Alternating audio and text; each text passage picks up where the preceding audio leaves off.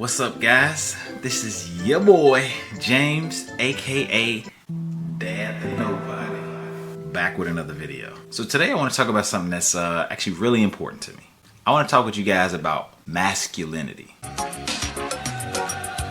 If you ain't all about masculinity, what are you about, really? I don't know, that sounds cheesy. Anyway, but I want to talk to you guys about this book I was reading. It's called Raising a Modern Day Knight. I'm gonna be honest, I didn't exactly read the book because I bought the audio CDs.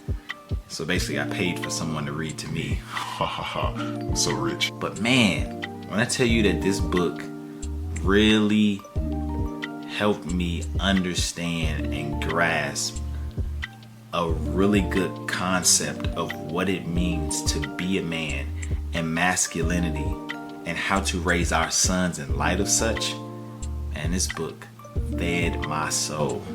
Maybe it's because me, my own life and my own relationship with my father and me wanting to be a good father to my son. But if I can encourage you to do anything, I would say, men, if you plan on being a father one day, read this book. And just like it said in the book, if you have sons already, read this book. Let me tell you guys a little bit about it. So one of the things that I love that it discussed is that it talked about, when does a boy become a man? Was it when he hit puberty? Was it after graduation? Was it after his first beer? When he gets his driver's license? How about when he has a woman? These are all things that I'm sure that us as men have thought from time to time. This is what defines me, my manhood and my masculinity. Because as you grow up as men, the one thing we want to do is to understand manhood. We want to do man things. We want to be men. It's very important for the father to have a good example and definition to share with this young man so that he can understand better what it is that he's pursuing and one day will become. The book mentioned that fathers are basically coming up short at these few points. Fathers fail to deliver a clear, inspiring, biblically grounded definition of manhood. 2, lacks a directional process that calls our sons to embrace the manhood they should be able to define.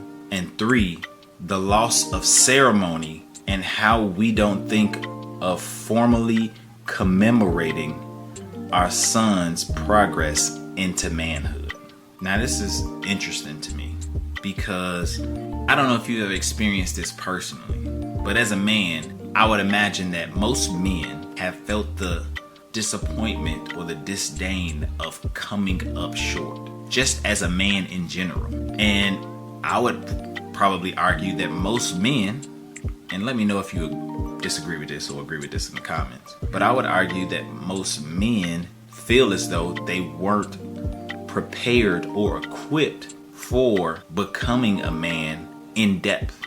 This is kind of why the book is premised around knighthood. Well, first off, a knight is a medieval type of character, person, because there were people who really were knights.